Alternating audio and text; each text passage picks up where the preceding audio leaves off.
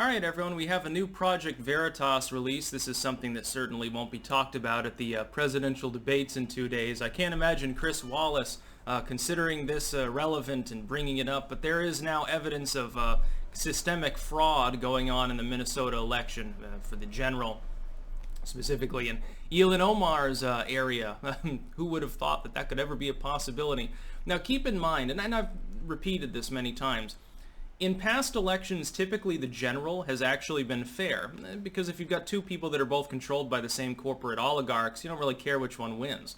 It's a fake vote. Doesn't matter if Romney or Obama's president. They stand for the same fucking shit. John McCain against Obama, Kerry and Bush and Gore and so forth. It doesn't matter. For the first time in a long time, certainly since first-term Reagan, maybe not second-term Reagan, we have someone in the Oval Office who's reasonably independent, and who obviously marches to the beat of a different drum. Part of this is nothing more than political paradigm shifting over. It happened with Reagan. It happened prior, certainly at the end of the World War II era. Socialism gets swept aside. You get Eisenhower, you get JFK, and so forth.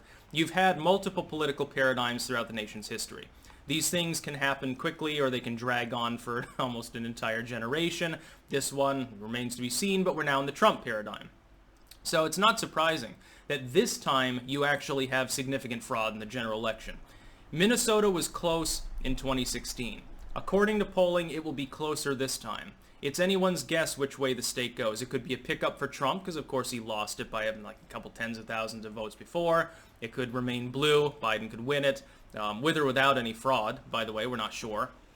But now we have, link in the description, and this is a story about it, and a second link actually to Veritas BitChute page. I would share out the YouTube page, but, you know, they could get bullseyed off YouTube at any time because Google has clearly decided to interfere in the U.S. election. So use BitChute. By the way, if you're on a smartphone, use BitSlide, the client for that. It has improved, according to everyone I've spoken with who's actually used it. It is now a functional app to use BitChute. But you've got evidence now, video evidence, of individuals that are working for the Democratic Party, hand in hand, I guess, with Ilhan Omar in part, harvesting ballots, including paying people for ballots. This is alleged by the person actually working to pick up these ballots. Now, under Minnesota law, a person's not supposed to be the designated agent for more than 3 individuals with regards to these ballots, but this dude's bragging about having 300 ballots in his trunk.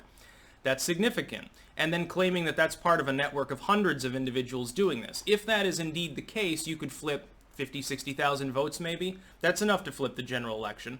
Easily. And then some. That's enough so that you could probably swing the election 5 points with that much harvesting. Simply because Minnesota, well, it's a fairly significant state. It's not New York. It's not California. Now, when we see evidence of voter fraud, suppression and so forth, if it's like in a California or Wyoming or something, it's still illegal and it's still worrisome, but it's not quite so relevant because those states aren't going to flip. But when we see it in Minnesota, and also we've seen it in Pennsylvania, where they found hundreds of Trump ballots in a dumpster, when you have voter fraud in a state that's possibly going to be within the margin of error in the final results, when it's basically a 50-50 shot for both candidates, that could flip a state. And certainly in the case of these states, there are enough electoral votes in them that in a close election, which this might very well be, it's probably not going to be a total washout. In a close election, it could flip the election. That is worrisome. That's why, by the way, Amy Coney Barrett needs to be on SCOTUS as of election day, so that any shenanigans can be countered. That's transcendentally important at this point, I think, for the GOP to accomplish. I think it would be hazardous to them if they waited until before inauguration, but after the election, even more hazardous if they're crazy enough to wait until after that. And procedures could go against them. The Senate could flip blue. It could cause a constitutional crisis. But Project Veritas has done a really great job, and it's funny because O'Keefe himself, he keeps getting defamed by people. Like, remember when he couldn't buy a gun for his own protection because the FBI claimed he was a felon or something? And of course he called him up, I guess, or sent in mail. He's like, hey, I've never been found guilty of a felony. I'm eligible to buy a firearm, and then they had to take him off the list. This has happened with no-flyer lists before as well.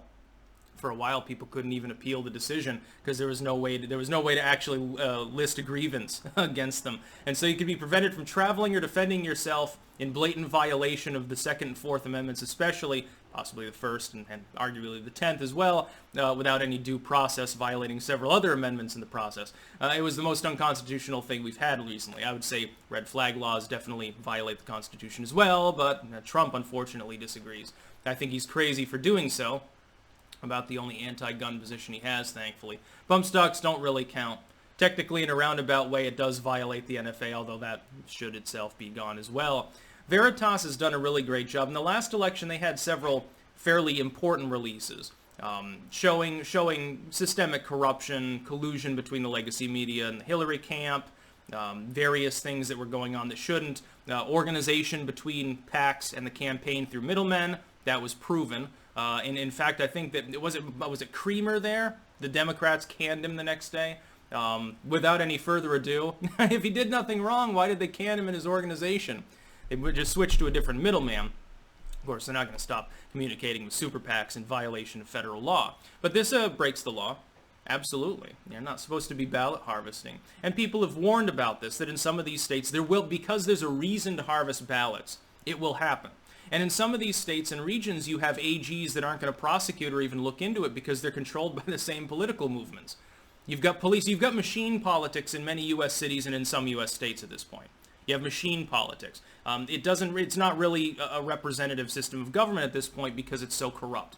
From the top down, it's systemically corrupt. So definitely take a look. Again, 2 links in the description. The first is a news story, links to the video. The second is their BitChute page. Again, if you're using BitChute, you need to get BitSlide unless you're a Luddite like me that's connecting by a PC or laptop. If you're connecting on your phone, you're going to want BitSlide because apparently BitChute itself doesn't work very well with smartphones. You need an app for that. Well, there is one now. That's about all.